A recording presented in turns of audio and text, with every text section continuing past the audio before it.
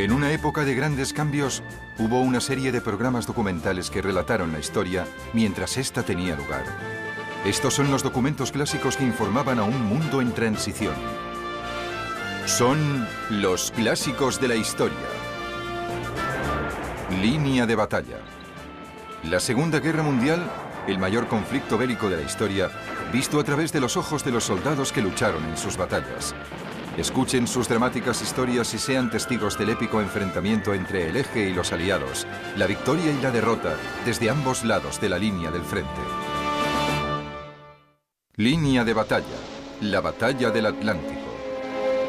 3 de septiembre de 1939, el transatlántico británico de pasajeros Ezinia, torpedeado por un U-boot alemán, se hundió en la costa norte de Irlanda. De sus 1.450 pasajeros, muchos de los cuales huían de la guerra en Europa, 120 murieron. El hundimiento de la Ezinia dejó claro un hecho brutal. Aunque la Segunda Guerra Mundial se había iniciado hacía solo un par de días, la batalla del Atlántico ya había dado comienzo.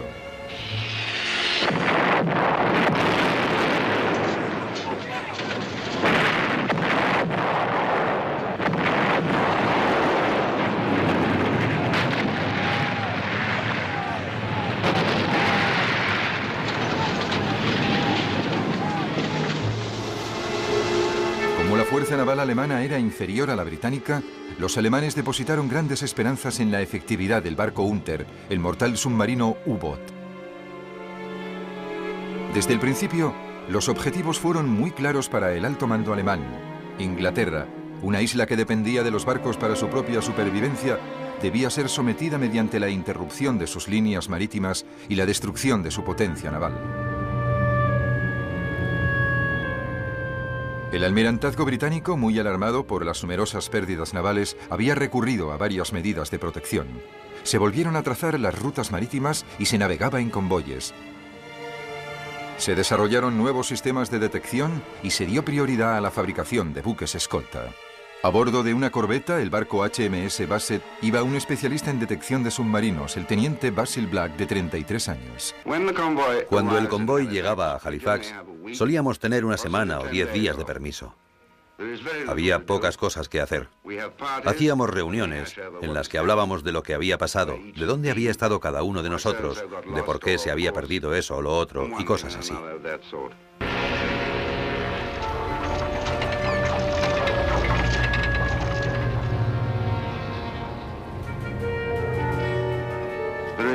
Siempre había un sentimiento de tristeza cuando el convoy partía.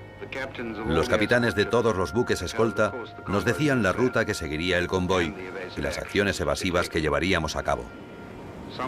Algunos de estos convoyes eran terriblemente lentos, pues navegaban a solo unos 6 nudos. Nos preguntábamos si volveríamos a ver tierra.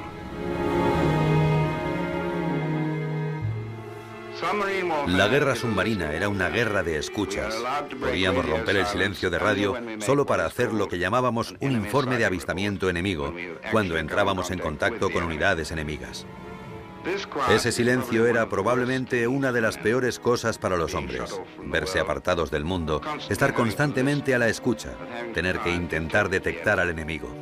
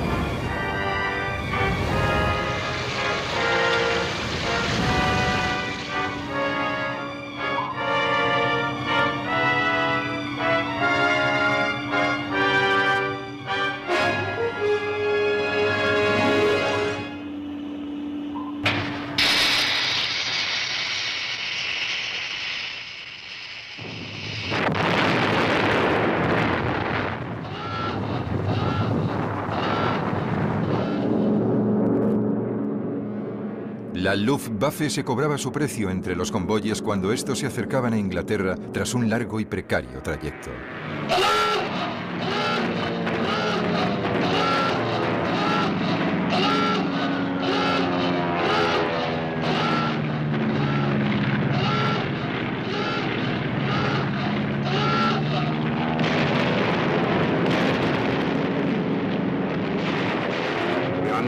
Casi siempre nos localizaban y cuando nos atacaban, las tripulaciones antiaéreas del convoy intentaban deshacerse de ellos.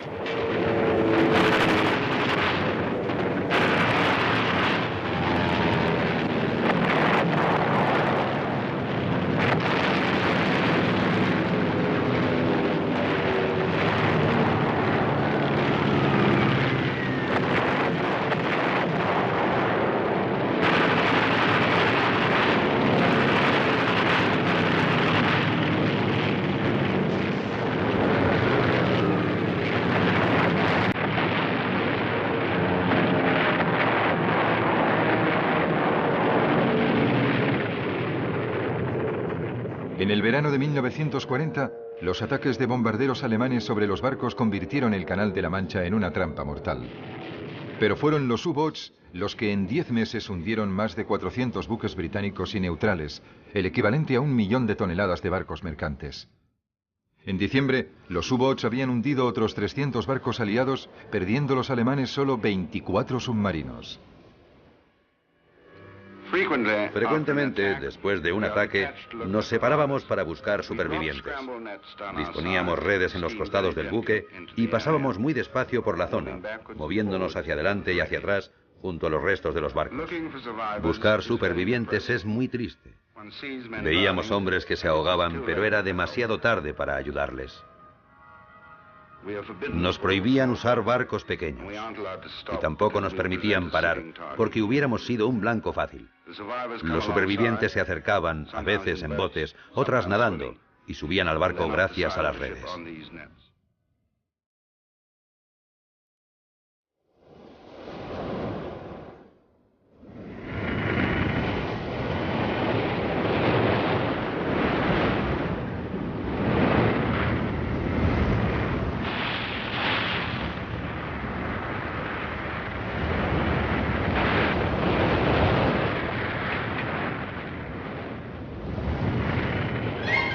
El año 1941 se inició con una serie de violentas tormentas en el mar. Hitler anunció al Reichstag que en primavera la guerra de los U-Boats se renovaría y Gran Bretaña sabría que no habían estado durmiendo.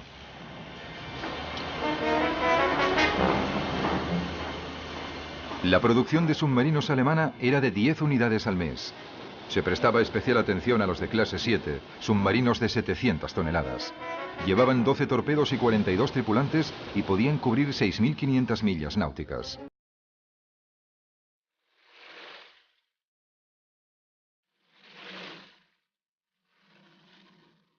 El U-47, famoso por hundir al acorazado Royal Oak británico, estaba al mando del teniente Bryan. A bordo iba un joven marino, el teniente Wilhelm Speer. Las condiciones de vida eran muy difíciles. Había muchas máquinas a bordo. La mayoría de los torpedos estaban guardados en el interior o bajo las cubiertas. Los hombres dormían literalmente sobre los torpedos. La tripulación de un U-Boat alemán solo estaba formada por voluntarios. Y estábamos orgullosos de ello. Si la tripulación de un U-Boat era nueva y tenía poca experiencia, el hundimiento de un barco enemigo era algo muy dramático. Empezábamos a pensar en el significado de la guerra. Pero uno se acostumbra a todo, incluso a la destrucción.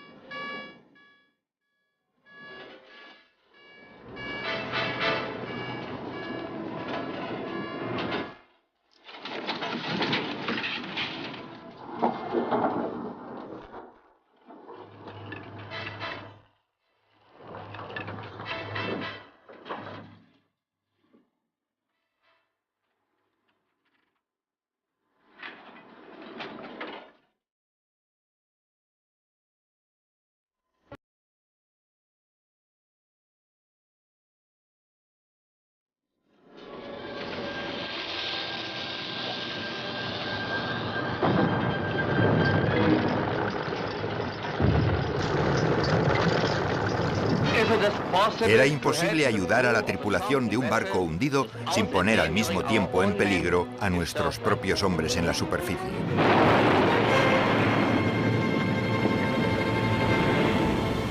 Se sacaban botes salvavidas y se rescataba a los supervivientes que se subían a los botes.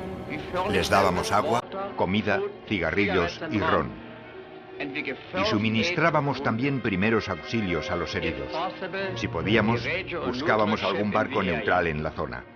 A veces incluso conseguíamos remolcar a toda la tripulación con los botes. Todo esto ocurría si la defensa enemiga no intervenía.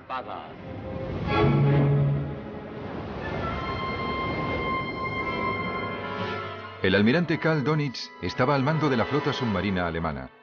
Cuando las medidas de seguridad enemigas aumentaron, ideó nuevas tácticas de batalla. Ordenó que los U-Boats extendiesen sus búsquedas más allá de las costas occidentales inglesas para encontrar y atacar convoyes en las rutas marítimas del Atlántico. El primer U-Boat que avistaba un convoy enviaba la posición por radio. Los U-Boats cercanos se reunían en un punto determinado. Entonces, protegidos por la oscuridad, los U-Boats se acercaban para atacar. Fue el apogeo de la táctica sin ruta, la llamada técnica de la manada de lobos.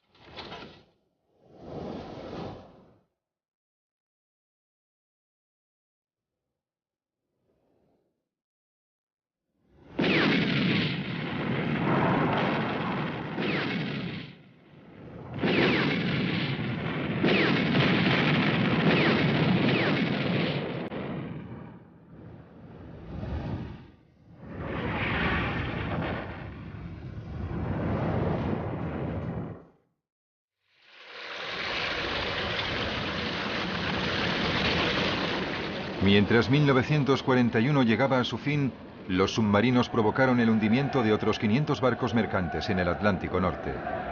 ¿Cuál fue el precio alemán a pagar por este año de gran éxito en la caza? 35 U-Boats. Hasta entonces los alemanes habían tenido cuidado de evitar cualquier incidente que hiciese que Estados Unidos se involucrase más activamente en la guerra. Pero de repente, en diciembre de 1941, los japoneses atacaron Pearl Harbor. 4 días más tarde, Alemania declaró la guerra a Estados Unidos. La batalla del Atlántico entraba en una nueva y decisiva fase.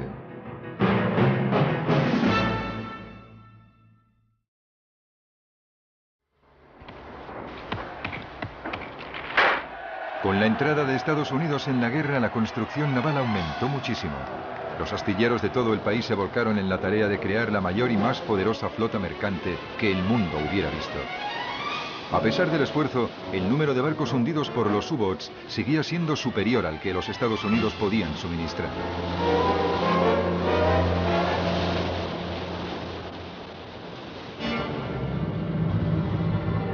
Los solitarios barcos que transportaban petróleo en los frecuentados pasillos marítimos de la costa norteamericana eran objetivos particularmente atractivos.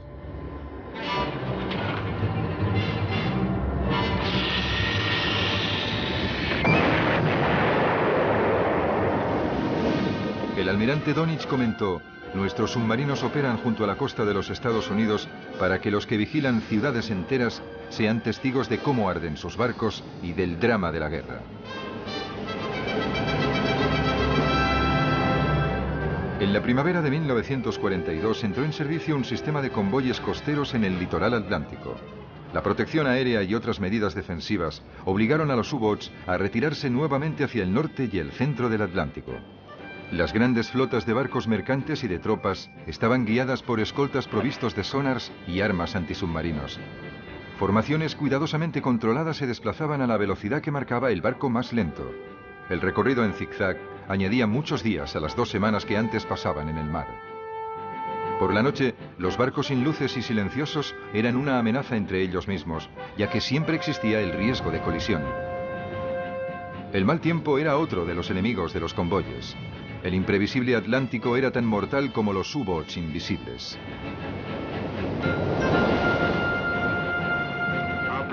Nuestra preocupación principal era mantener el convoy en condiciones. Con mal tiempo no se producían ataques, porque los U-boats no salían si había tormentas. Fue algo muy duro, muy cruel y muy incómodo. Teníamos heridas en las piernas porque chocábamos continuamente contra todo.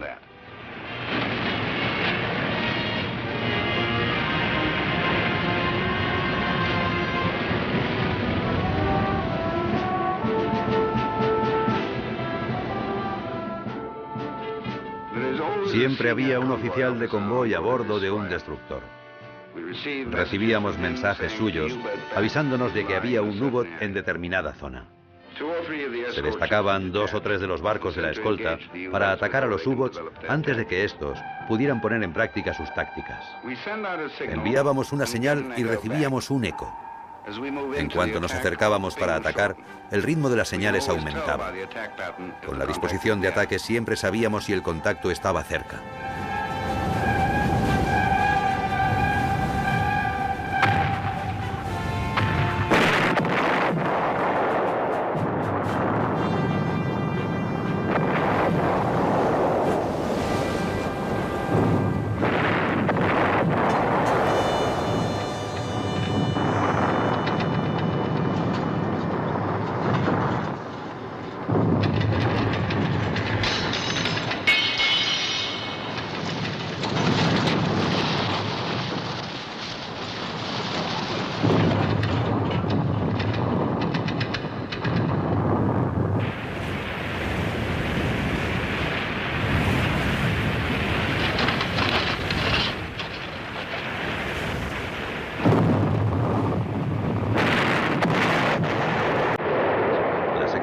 Bloqueaban completamente el eco. En ese momento siempre pensábamos que le habíamos dado al submarino, pero no podíamos contar con ello a menos que tuviésemos pruebas visuales, como restos en la superficie o cuerpos flotando. Uno sabía si el piloto del U-boat era bueno o malo según las acciones evasivas que tomara. Intentábamos volver a encontrar la señal.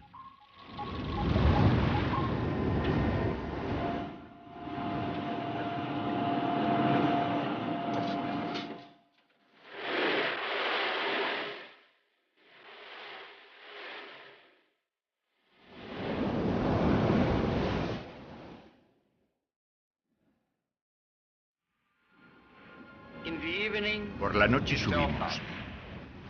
Habíamos mantenido la guardia, pero nuestro barco estaba destrozado. Las brújulas no funcionaban. Solo podíamos orientarnos gracias a la estrella polar.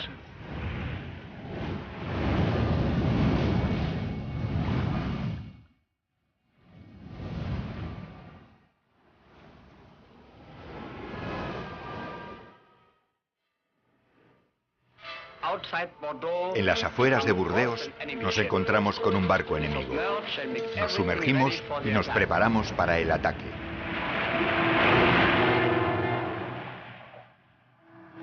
El enemigo se acercó.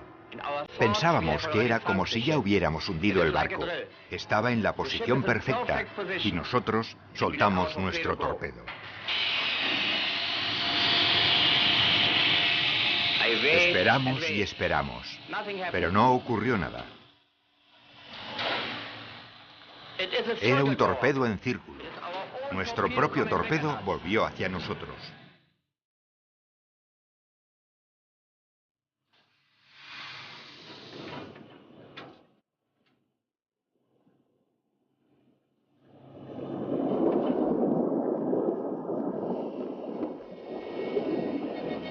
Teníamos el torpedo justo encima. Pasó muy cerca, pero ahora ya se alejaba de nosotros. Pasamos a una profundidad de periscopio. El barco enemigo proseguía su camino. Nos sentimos muy aliviados porque todo estaba bien. Podíamos haber atacado el barco con nuestros cañones, pero decidimos no hacerlo. Nos había invadido el desánimo.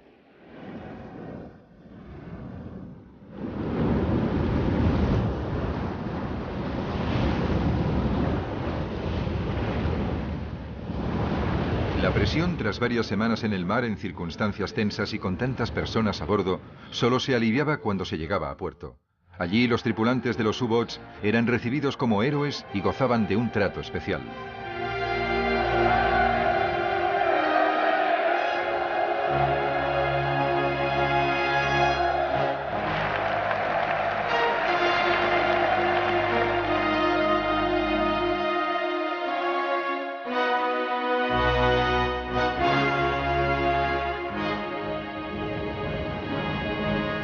Las escoltas de los convoyes se reforzaron con nuevas armas, nuevos explosivos, un nuevo tipo de sonar, hidrófonos, minas y torpedos que contribuyeron a aumentar la cantidad de medidas antisubmarinos. Aún así, el éxito de los U-Boats llegó a su momento álgido durante la guerra en noviembre de 1942. Hundieron 117 barcos aliados. Es una cifra que de todos modos no indica que en ese momento se destruían más U-Boats que nunca.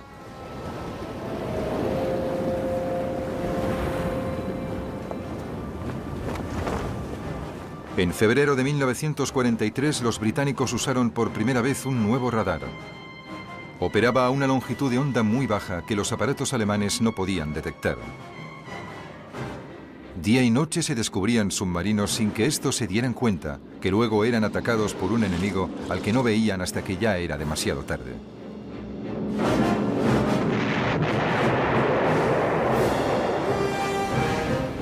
En junio, la fuerza aliada, junto a sus revolucionarios métodos científicos, había sellado el destino de los U-Boats.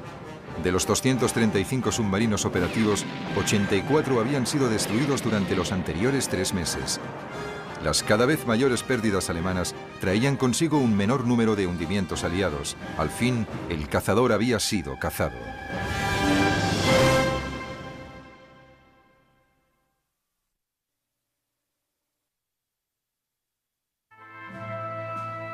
En 1944, el teniente Wilhelm Speer fue transferido a Danzig como asesor técnico para la construcción de un tipo de U-Boot más potente. El final de la guerra le encontraría en un hospital de Hamburgo. En invierno de 1943, el teniente Basil Black fue asignado a las fuerzas libres francesas del general de Gaulle en Londres. Más tarde le transfirieron a Nueva York como oficial de enlace naval. 1943 fue el punto de inflexión de la batalla del Atlántico. Fue entonces cuando el U-Boot perdió la iniciativa. Pero todavía pasarían muchos meses antes de que la paz volviera a los mares neutrales.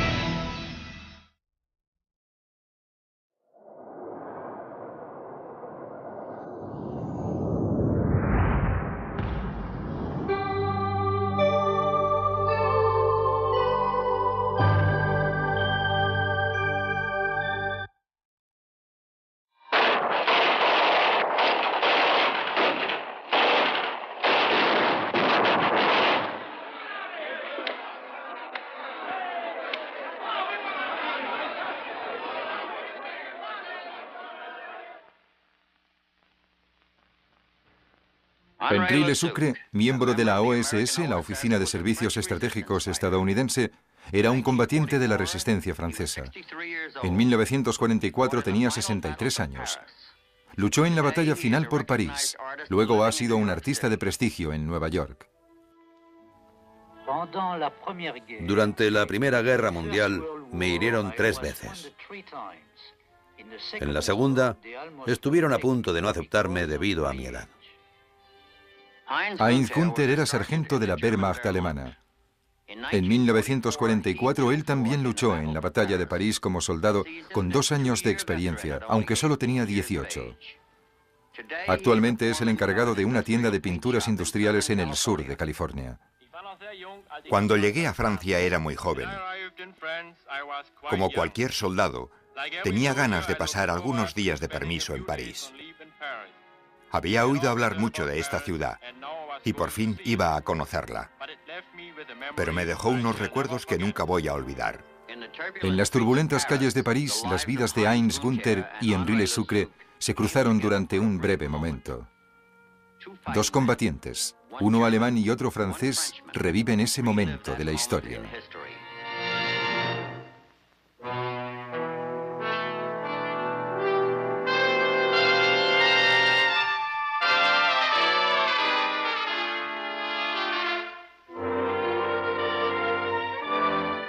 Línea de batalla.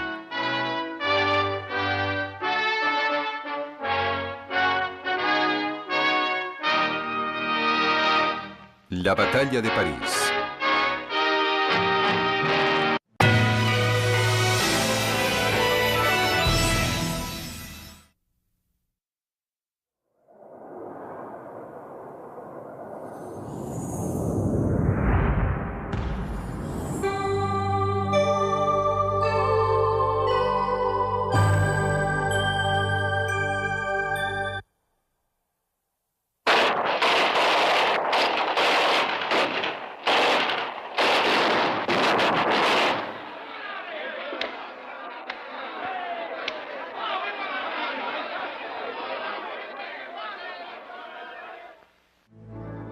En una época de grandes cambios, hubo una serie de programas documentales que relataron la historia mientras ésta tenía lugar. Estos son los documentos clásicos que informaban a un mundo en transición. Son los clásicos de la historia. Línea de batalla. La Segunda Guerra Mundial, el mayor conflicto bélico de la historia, visto a través de los ojos de los soldados que lucharon en sus batallas. Escuchen sus dramáticas historias y sean testigos del épico enfrentamiento entre el eje y los aliados en el campo de batalla desde ambos lados de la línea del frente.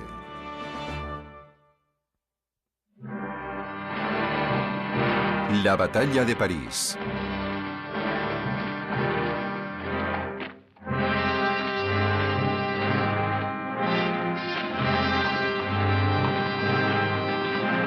El 14 de junio de 1940 los alemanes entraron triunfalmente en París. La esvástica ondeaba en la Torre Eiffel, lanzando así una tenebrosa sombra sobre los franceses vencidos y su ciudad de las luces.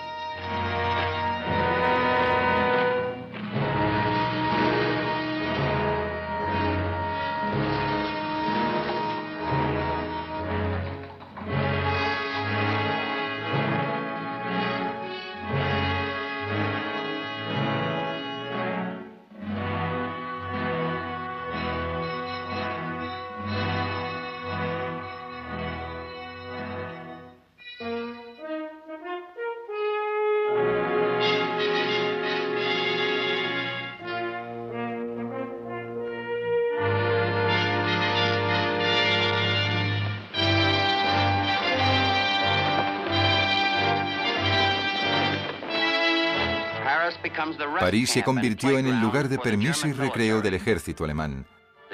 Los alemanes tenían órdenes estrictas de comportarse correctamente.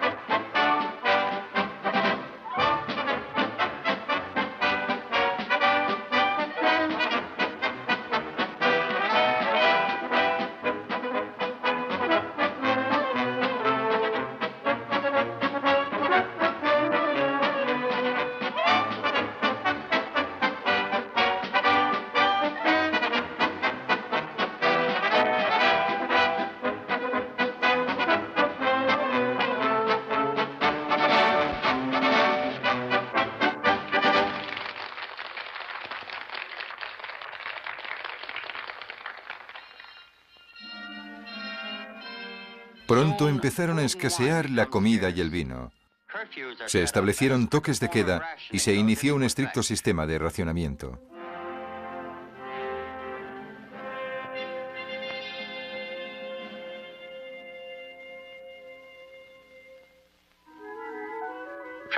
El transporte se convirtió en un problema porque no había gasolina y los ciudadanos utilizaban sus bicicletas.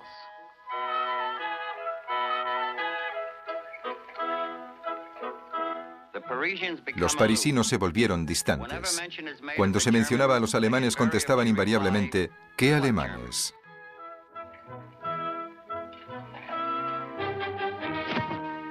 Inglaterra, 1944. Los aliados se preparaban para la liberación de Europa. Uno de los hombres que participarían en ese esfuerzo sería Henri Le Sucre. Rechazado varias veces por los servicios debido a su edad, ahora formaba parte de la Oficina de Servicios Estratégicos, la organización de espionaje estadounidense.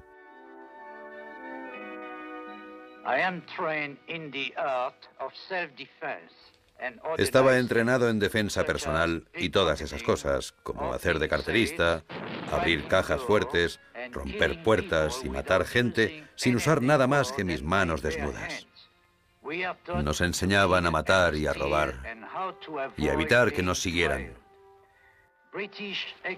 Los excombatientes británicos nos daban lecciones. Aprendíamos todos los trucos posibles. Nos escogían para ese trabajo porque éramos honrados. Un maleante habría vendido cualquier cosa, incluso su país. Pero un hombre honrado habría hecho lo que fuera por su patria.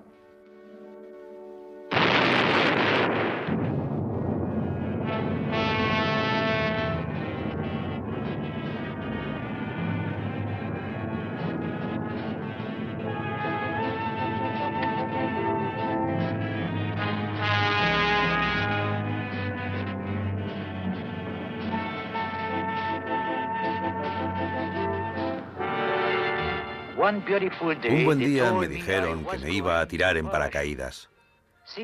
Como yo era el de mayor edad, debía dar ejemplo y lanzarme el primero. Saltar es una sensación extraordinaria. Saltar es decididamente impresionante.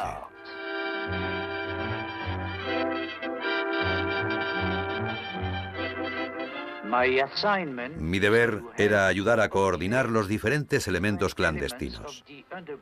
Al fin me hallaba en Francia y fue toda una experiencia.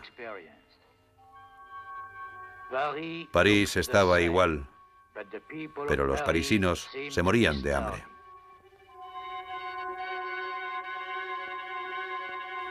En 1944, los franceses, amantes de la libertad, respondieron a la ocupación alemana con un decidido movimiento de resistencia. Aunque estaban divididos políticamente, los cuatro grupos principales, los gaullistas, las fuerzas francesas del interior, los maquis y los comunistas, estaban unidos por un mismo deseo de oposición a los ocupantes alemanes. Al principio, los miembros de los grupos clandestinos no se conocían.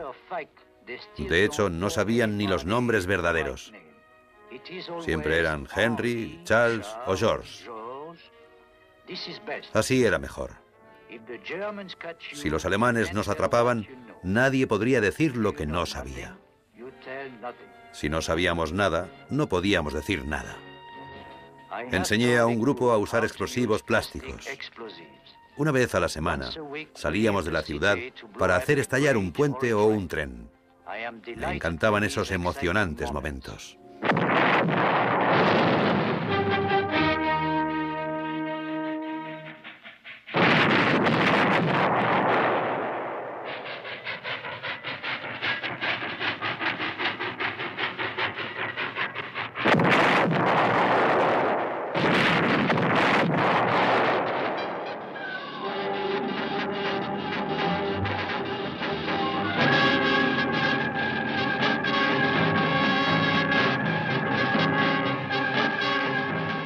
Previendo una invasión inminente, los alemanes se atrincheraron y reforzaron las defensas del muro del Atlántico en la costa norte de Francia.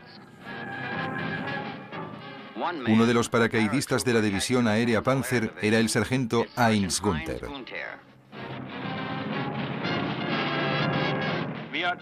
Nos dijeron que la invasión era imposible. Sin embargo, nos dábamos cuenta de que algo estaba ocurriendo. Circulaban muchos rumores. No estábamos seguros de qué se trataba.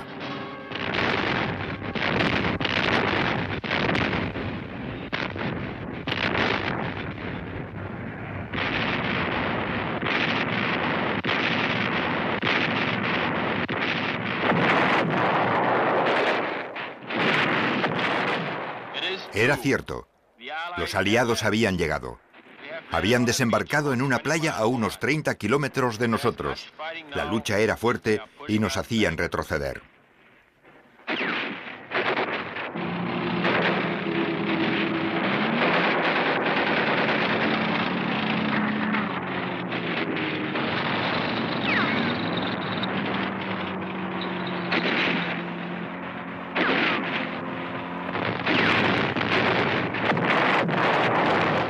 Fue un infierno. Disparaban por todas partes. No sabíamos lo que ocurría. Habíamos perdido muchos hombres. No quedaba gran cosa de nuestra compañía.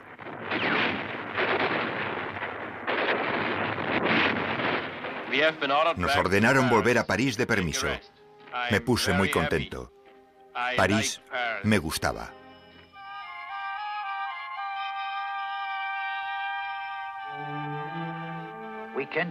No podíamos creer que los aliados hubiesen desembarcado en suelo francés. Tuvimos el corazón en un puño hasta que supimos definitivamente que los estadounidenses avanzaban. Los periódicos alemanes solo lo mencionaron brevemente.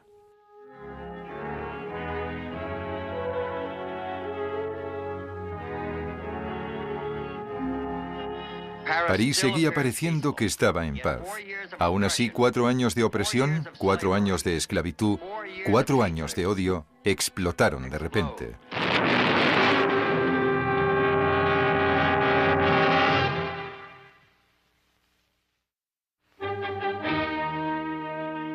...14 de julio, día de la Bastilla. Por primera vez en 4 años de ocupación se vieron banderas tricolores por toda la ciudad.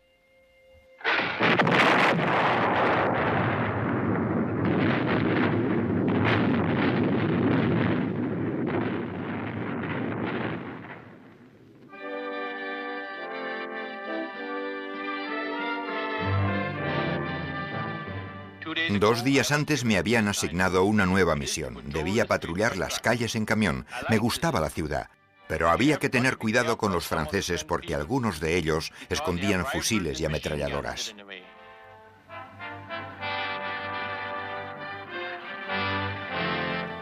El 14 de agosto el general Dietrich von Choltitz llegó desde Normandía para ponerse al mando de las fuerzas alemanas en París. La primera orden de Hitler decía: París debe perder su carácter de paraíso inmediatamente. Todo el personal innecesario debe marchar al frente.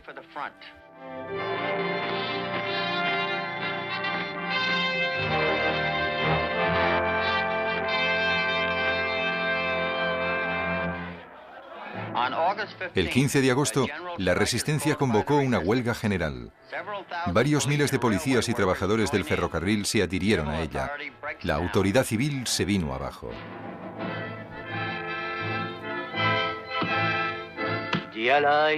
Los aliados se acercaban a París.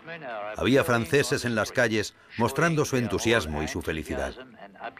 La policía estaba en huelga. El metro había dejado de funcionar. Se construían barricadas en algunas esquinas.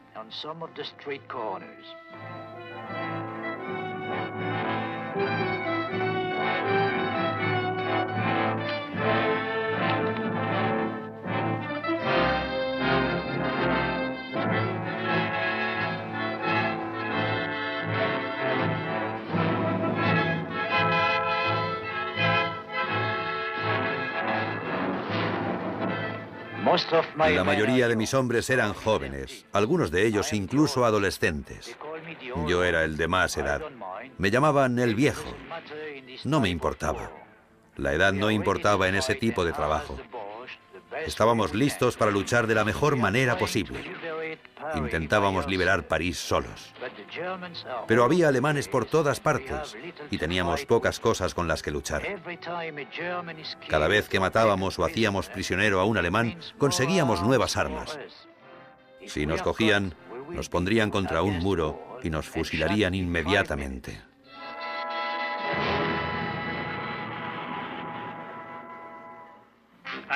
Estaba ocupado patrullando las calles. Queríamos irnos de la ciudad, pero los franceses no nos dejaban. París era un caos total.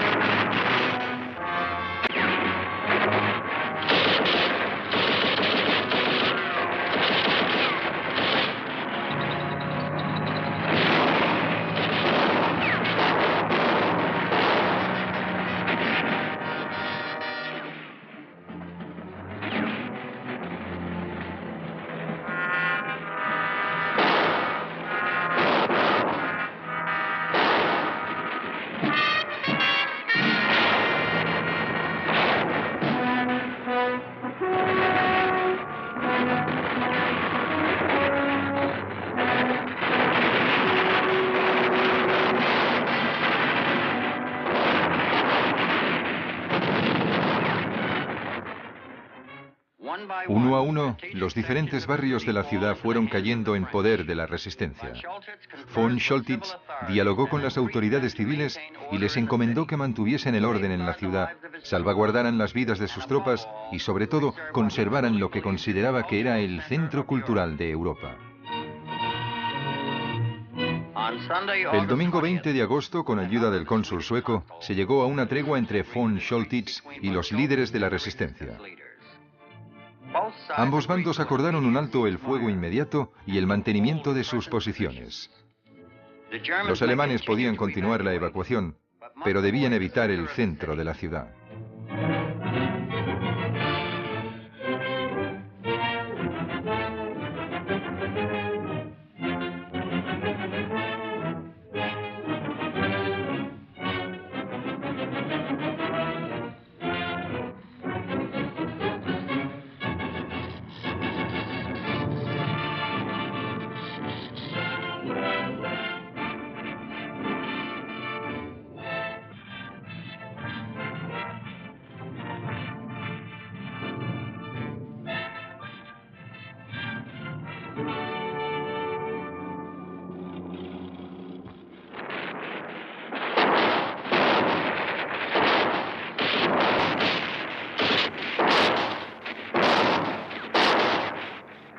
Las calles de París volvieron a convertirse en un campo de tiro. Ese día, von Choltitz recibió una última orden de Hitler. Defienda París hasta el último hombre. Reduzca la ciudad a un montón de escombros. Y si es necesario, prepárese a morir y a quedar enterrado bajo ellos.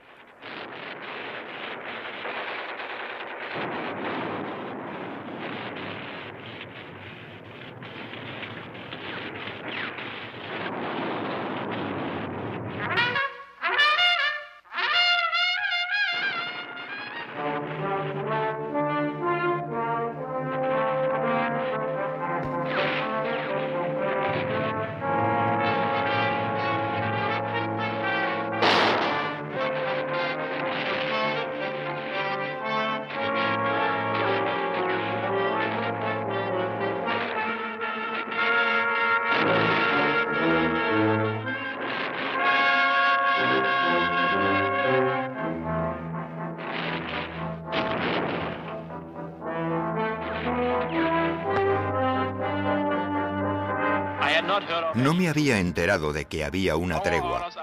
Nuestras órdenes eran salir de la ciudad tan rápido como pudiésemos. Había estadounidenses por todo París. Vimos unos franceses que parecían amables. Y les preguntamos cómo salir de la ciudad. Nos lo indicaron, pero no era el camino correcto. Nos topamos con otra barricada.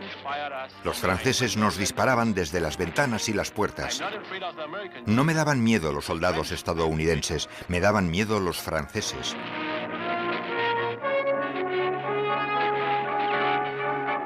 Los estadounidenses no nos vieron marchar, pero ¿qué más podíamos hacer aparte de huir? Ellos tenían 10 tanques y nosotros solo teníamos un camión. Leclerc y Patton desplegaron sus tropas para rodear la ciudad. Más tarde, para aliviar la tensión de los agitados parisinos, un pequeño destacamento de tanques de Leclerc entró en la ciudad.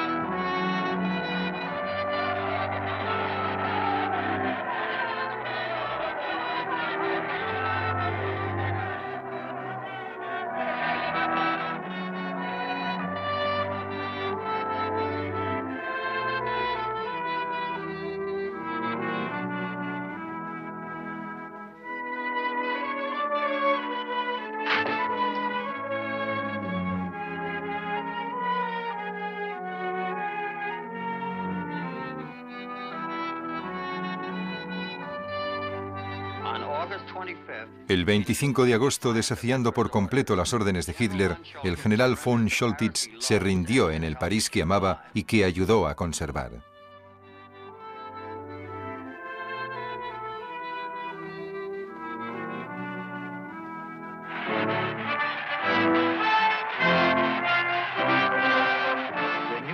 La noticia de que la rendición se había aprobado circulaba por todas partes. Todo el mundo estaba feliz. ¡Mon Dieu! ¡Al fin! Todo el mundo sacó el vino que había estado escondiendo durante mucho tiempo. Una escena que no olvidaré mientras viva. Fue algo maravilloso.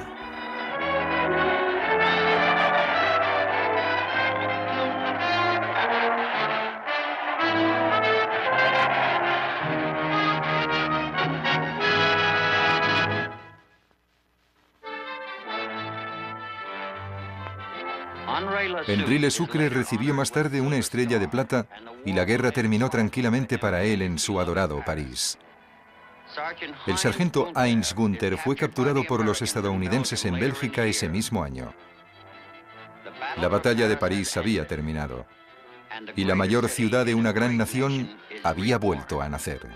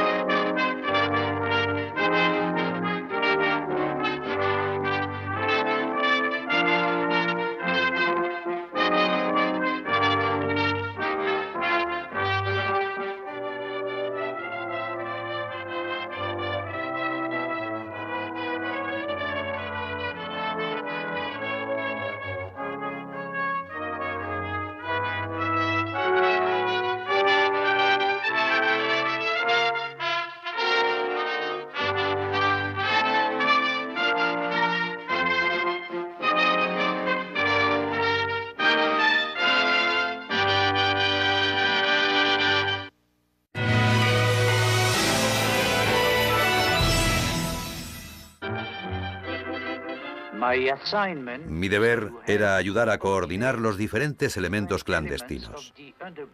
Al fin me hallaba en Francia y fue toda una experiencia. París estaba igual, pero los parisinos se morían de hambre.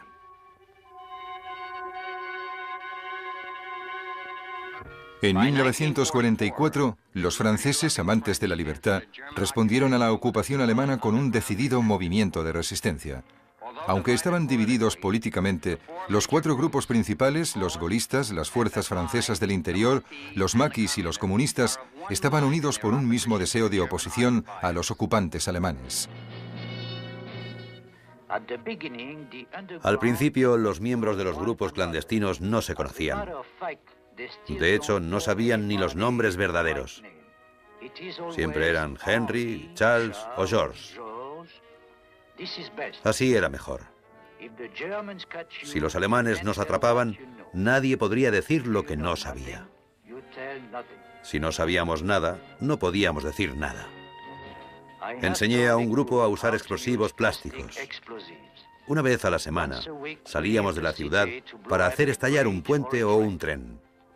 Me encantaban esos emocionantes momentos.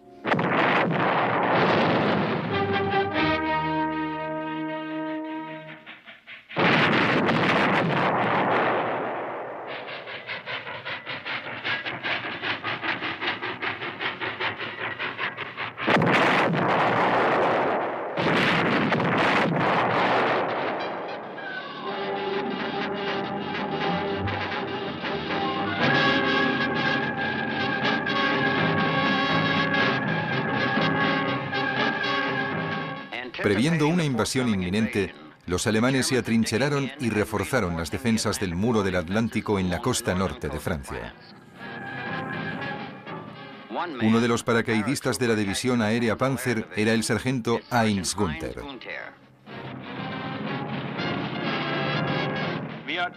Nos dijeron que la invasión era imposible. Sin embargo, nos dábamos cuenta de que algo estaba ocurriendo. Circulaban muchos rumores. No estábamos seguros de qué se trataba.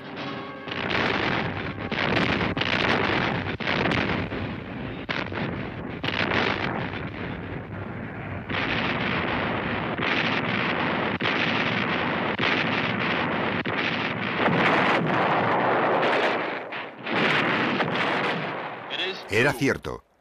Los aliados habían llegado. Habían desembarcado en una playa a unos 30 kilómetros de nosotros. La lucha...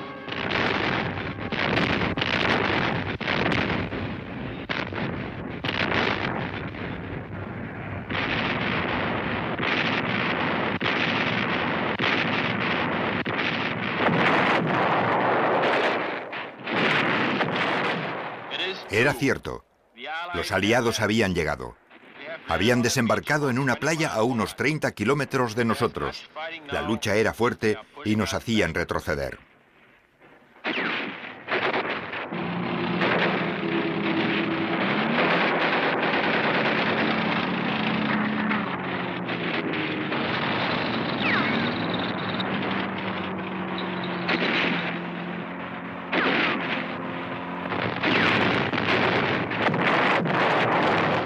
Fue un infierno.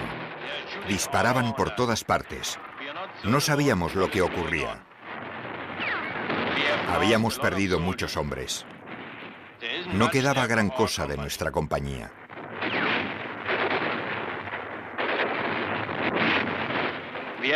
Nos ordenaron volver a París de permiso. Me puse muy contento. París me gustaba.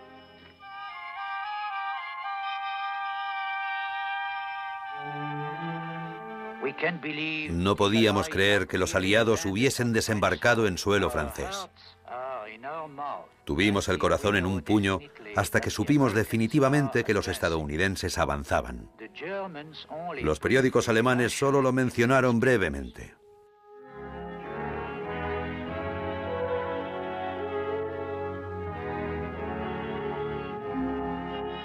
París seguía pareciendo que estaba en paz. Aún así, 4 años de opresión, 4 años de esclavitud, 4 años de odio explotaron de repente.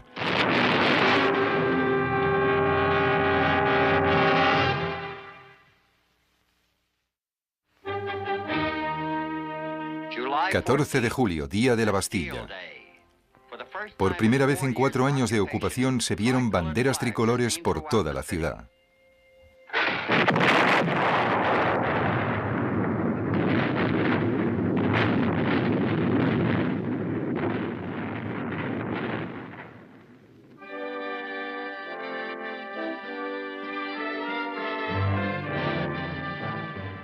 Dos días antes me habían asignado una nueva misión. Debía patrullar las calles en camión. Me gustaba la ciudad, pero había que tener cuidado con los franceses porque algunos de ellos escondían fusiles y ametralladoras.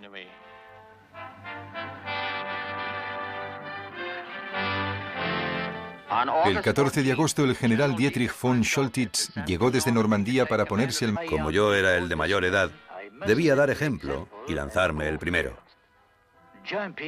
Saltar es una sensación extraordinaria. Saltar es decididamente impresionante.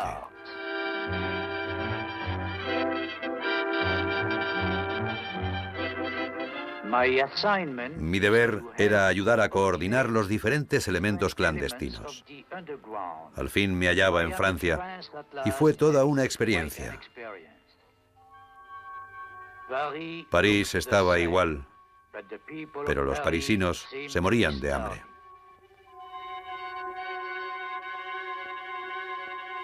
En 1944, los franceses, amantes de la libertad, respondieron a la ocupación alemana con un decidido movimiento de resistencia.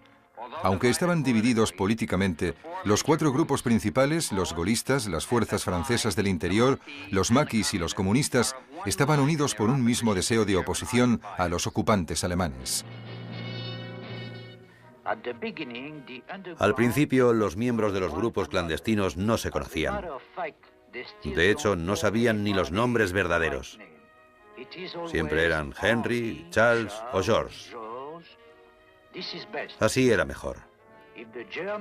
Si los alemanes nos atrapaban, nadie podría decir lo que no sabía. Si no sabíamos nada, no podíamos decir nada. Enseñé a un grupo a usar explosivos plásticos.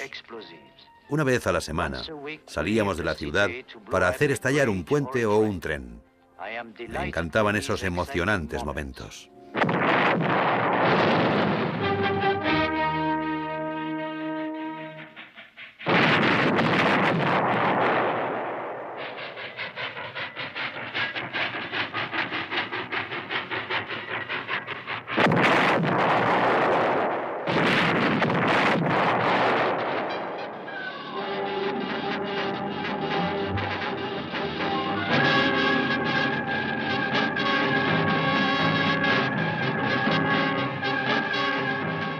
Previendo una invasión inminente, los alemanes se atrincheraron y reforzaron las defensas del muro del Atlántico en la costa norte de Francia. Uno de los paracaidistas de la división aérea Panzer era el sargento Heinz Günther.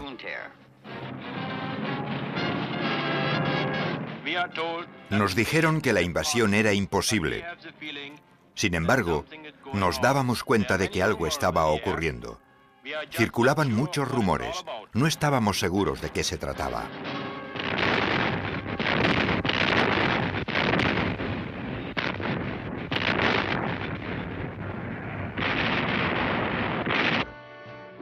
Recibíamos mensajes suyos avisándonos de que había un U-boot en determinada zona.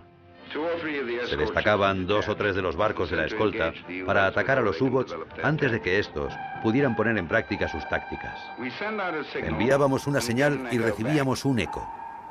En cuanto nos acercábamos para atacar, el ritmo de las señales aumentaba.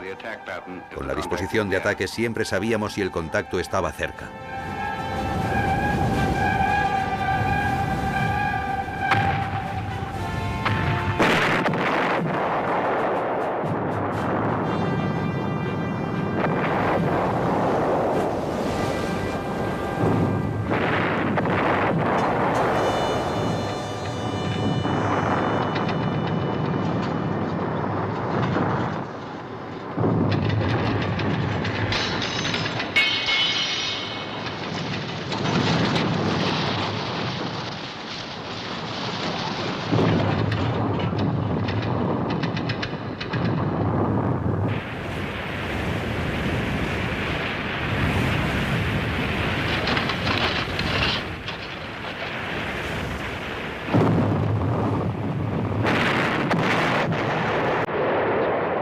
explosiones bloqueaban completamente el eco. En ese momento siempre pensábamos que le habíamos dado al submarino. Pero no podíamos contar con ello a menos que tuviésemos pruebas visuales, como restos en la superficie o cuerpos flotando. Uno sabía si el piloto del U-Boat era bueno o malo según las acciones evasivas que tomara. Intentábamos volver a encontrar la señal.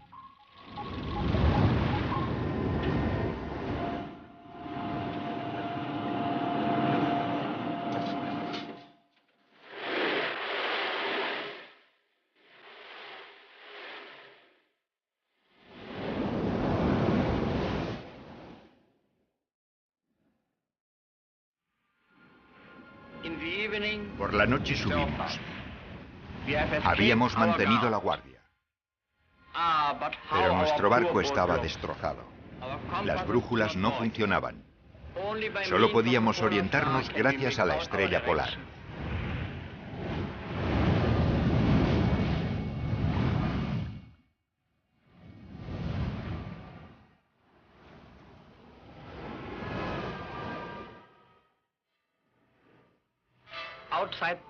En las afueras de Burdeos nos encontramos con un barco enemigo.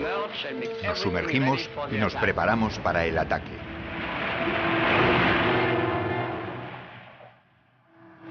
El enemigo se acercó. Pensábamos que era como si ya hubiéramos hundido el barco. Estaba en la posición perfecta y nosotros...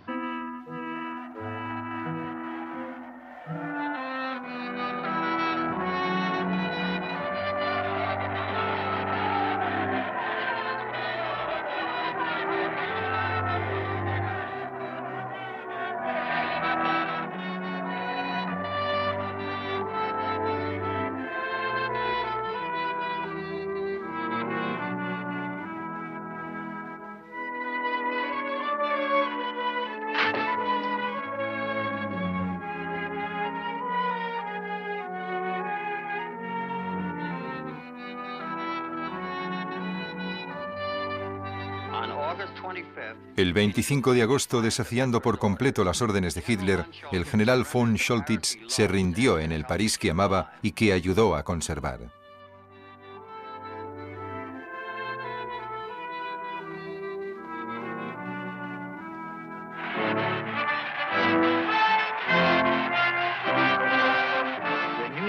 La noticia de que la rendición se había aprobado circulaba por todas partes.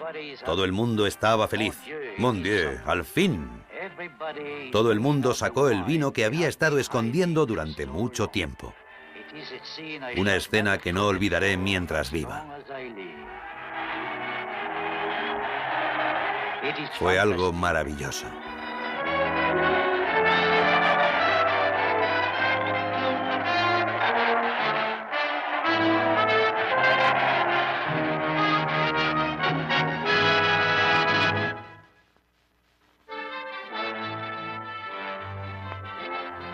Henri Le Sucre recibió más tarde una estrella de plata y la guerra terminó tranquilamente para él en su adorado París. El sargento Heinz Gunther fue capturado por los estadounidenses en Bélgica ese mismo año. La batalla de París había terminado y la mayor ciudad de una gran nación había vuelto a nacer.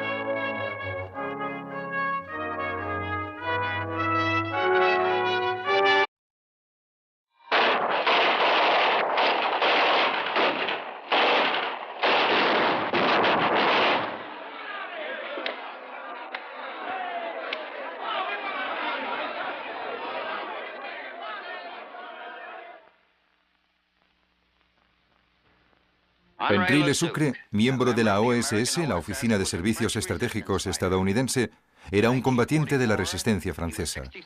En 1944 tenía 63 años. Luchó en la batalla final por París. Luego ha sido un artista de prestigio en Nueva York. Durante la Primera Guerra Mundial me hirieron 3 veces. En la segunda, estuvieron a punto de no aceptarme debido a mi edad. Heinz Günther era sargento de la Wehrmacht alemana. En 1944 él también luchó en la batalla de París como soldado con 2 años de experiencia, aunque solo tenía 18. Actualmente es el encargado de una tienda de pinturas industriales en el sur de California. Cuando llegué a Francia era muy joven. Como cualquier soldado, tenía ganas de pasar algunos días de permiso en París.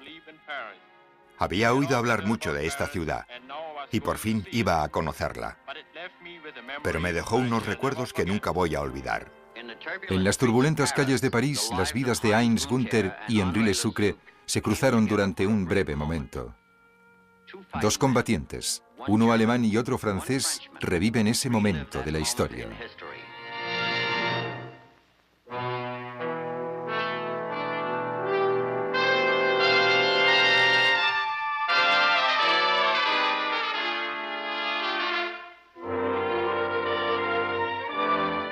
Línea de batalla.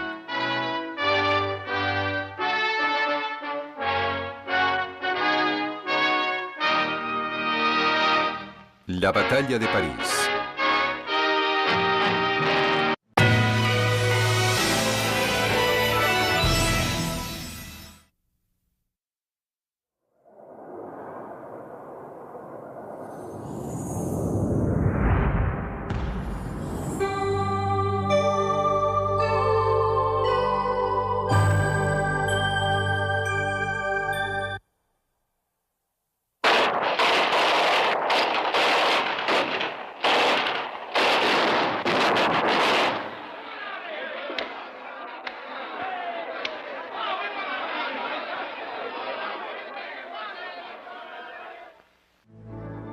En una época de grandes cambios, hubo una serie de programas documentales que relataron la historia mientras ésta tenía lugar.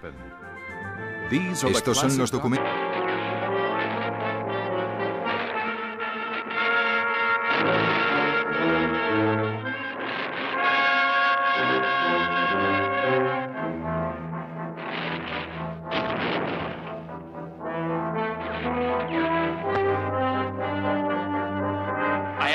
No me había enterado de que había una tregua.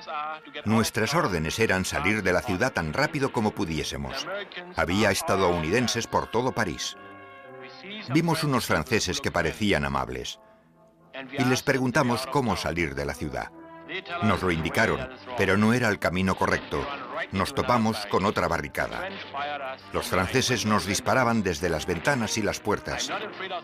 No me daban miedo los soldados estadounidenses, me daban miedo los franceses.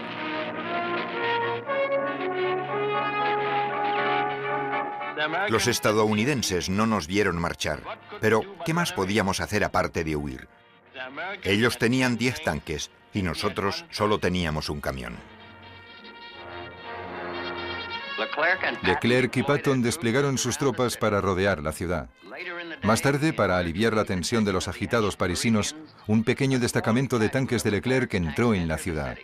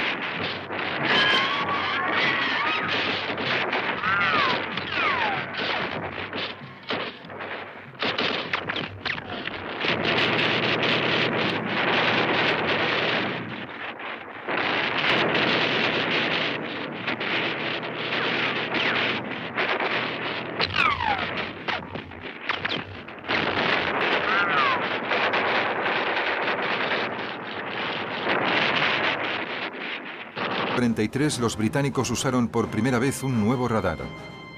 Operaba a una longitud de onda muy baja que los aparatos alemanes no podían detectar. Día y noche se descubrían submarinos sin que estos se dieran cuenta, que luego eran atacados por un enemigo al que no veían hasta que ya era demasiado tarde.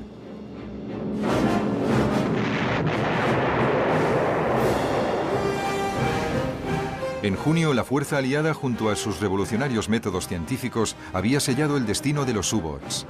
De los 235 submarinos operativos, 84 habían sido destruidos durante los anteriores 3 meses. Las cada vez mayores pérdidas alemanas traían consigo un menor número de hundimientos aliados. Al fin, el cazador había sido cazado.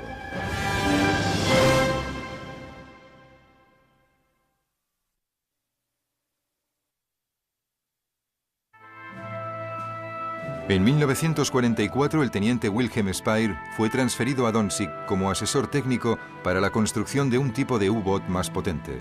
El final de la guerra le encontraría en un hospital de Hamburgo. En invierno de 1943, el teniente Basil Black fue asignado a las fuerzas libres francesas del general de Gaulle en Londres. Más tarde le transfirieron a Nueva York como oficial de enlace naval. 1943 fue el punto de inflexión de la batalla del Atlántico. Fue entonces cuando el U-Boot perdió la iniciativa. Pero todavía pasarían muchos meses antes de que la paz volviera a los mares neutrales.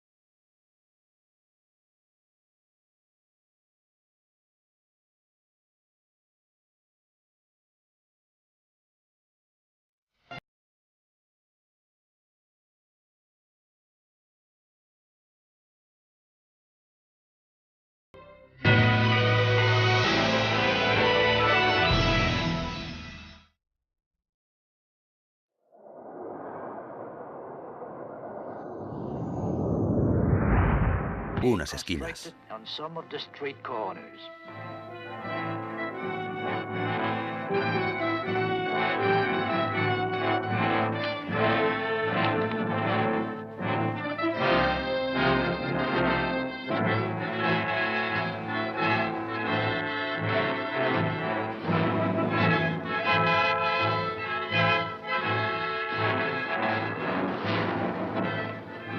La mayoría de mis hombres eran jóvenes, algunos de ellos incluso adolescentes. Yo era el de más edad. Me llamaban el viejo. No me importaba. La edad no importaba en ese tipo de trabajo. Estábamos listos para luchar de la mejor manera posible. Intentábamos liberar París solos. Pero había alemanes por todas partes y teníamos pocas cosas con las que luchar. Cada vez que matábamos o hacíamos prisionero a un alemán, conseguíamos nuevas armas. Si nos cogían, nos pondrían contra un muro y nos fusilarían inmediatamente.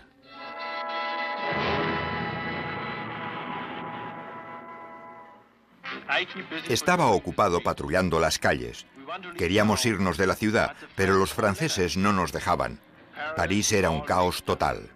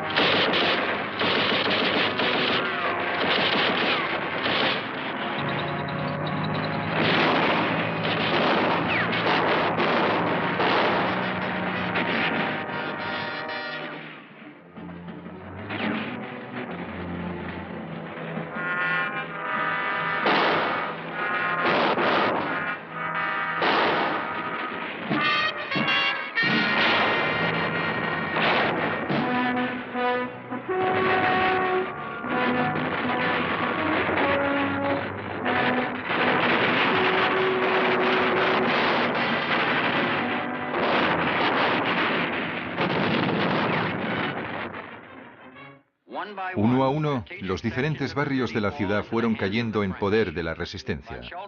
Von Choltitz dialogó con las autoridades civiles y les encomendó que mantuviesen el orden en la ciudad, salvaguardaran las vidas de sus tropas y, sobre todo, conservaran lo que consideraba que era el centro cultural de Europa. El domingo 20 de agosto, con ayuda del cónsul sueco, se llegó a una tregua entre von Choltitz y los líderes de la resistencia. Ambos bandos acordaron un alto el fuego inmediato y el mantenimiento de sus posiciones.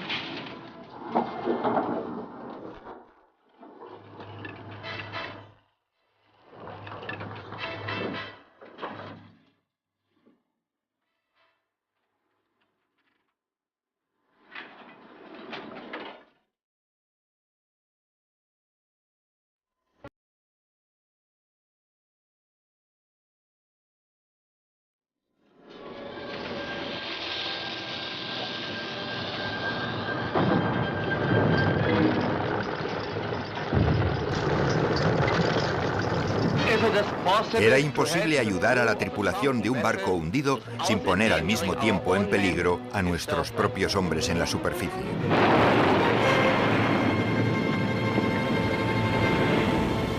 Se sacaban botes salvavidas y se rescataba a los supervivientes que se subían a los botes.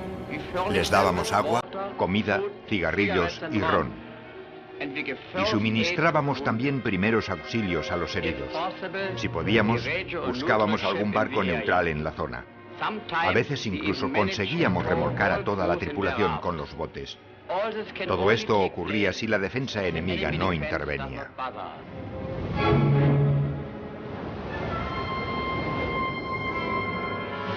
El almirante Karl Dönitz estaba al mando de la flota submarina alemana. Cuando las medidas de seguridad enemigas aumentaron, ideó nuevas tácticas de batalla. Ordenó que los U-boats extendiesen sus búsquedas más allá de las costas occidentales inglesas para encontrar y atacar convoyes en las rutas marítimas del Atlántico. El primer U-boat que avistaba un convoy enviaba la posición por radio. Los U-boats cercanos se reunían en un punto determinado. Entonces, protegidos por la oscuridad, los U-boats se acercaban para atacar. Fue el apogeo de la táctica sin ruta, la llamada técnica de la manada de lobos.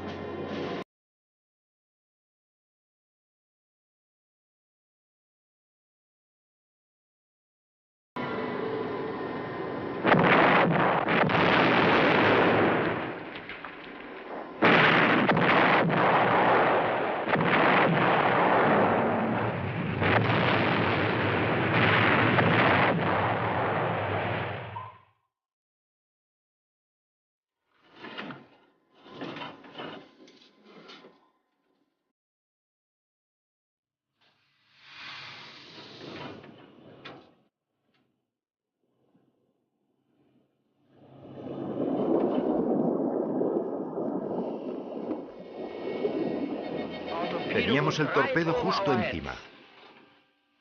Pasó muy cerca, pero ahora ya se alejaba de nosotros. Pasamos a una profundidad de periscopio. El barco enemigo proseguía su camino. Nos sentimos muy aliviados porque todo estaba bien. Podíamos haber atacado el barco con nuestros cañones, pero decidimos no hacerlo. Nos había invadido el desánimo.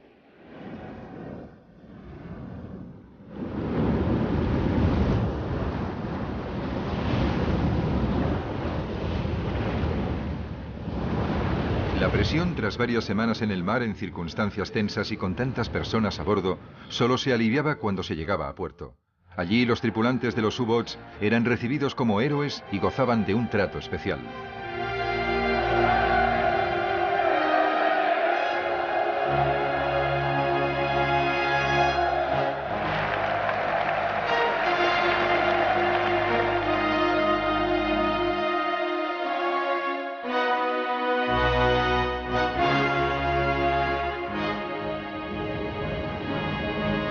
Las escoltas de los convoyes se reforzaron con nuevas armas, nuevos explosivos, un nuevo tipo de sonar, hidrófonos, minas y torpedos que contribuyeron a aumentar la cantidad de medidas antisubmarinos. Aún así, el éxito de los U-Boats llegó a su momento álgido durante la guerra en noviembre de 1942. Hundieron 117 barcos aliados. Es una cifra que de todos modos no indica que en ese momento se destruían más U-Boats que nunca.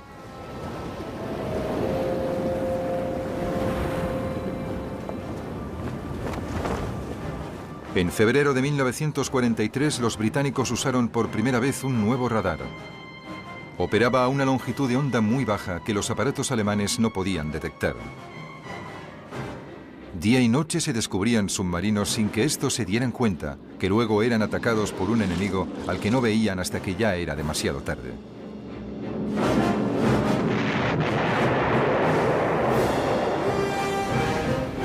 En junio, la fuerza aliada, junto a sus revolucionarios métodos científicos, había sellado el destino de los U-Boats.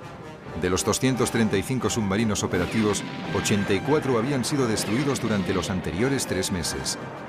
Las cada vez mayores pérdidas alemanas traían consigo un menor número de hundimientos aliados. Al fin, el cazador había sido cazado.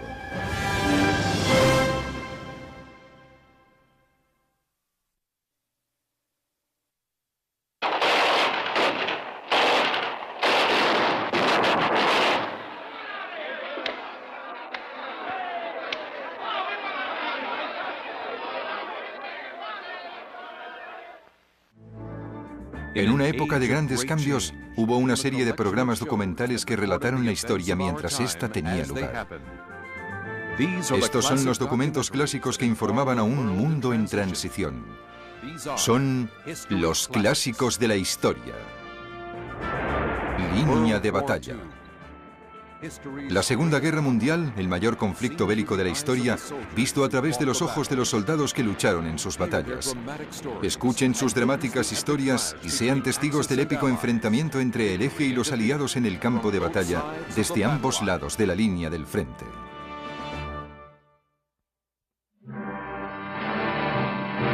La Batalla de París.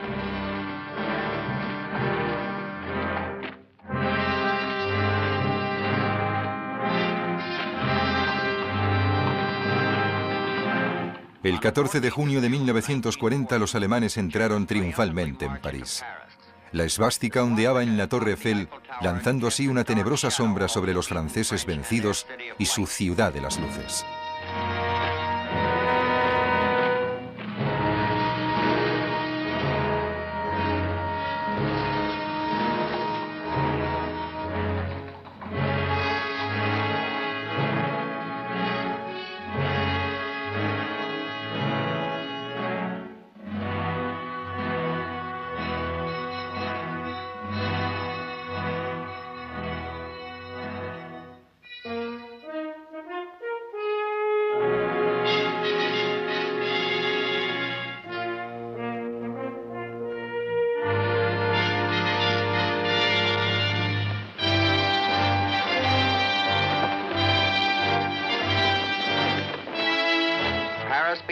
París se convirtió en el lugar de permiso y recreo del ejército alemán. Los alemanes tenían órdenes estrictas de comportarse correctamente.